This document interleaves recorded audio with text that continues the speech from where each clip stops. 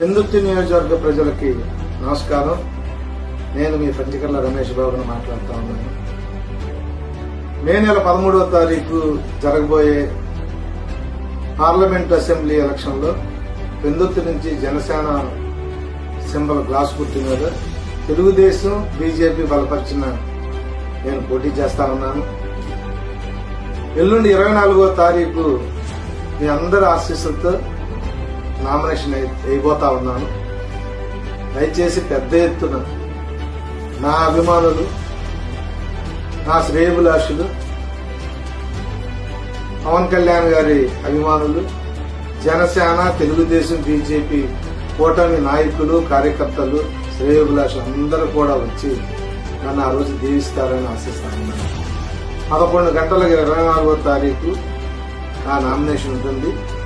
ఆ ఉత్సవాన్ని మీరందరూ వచ్చి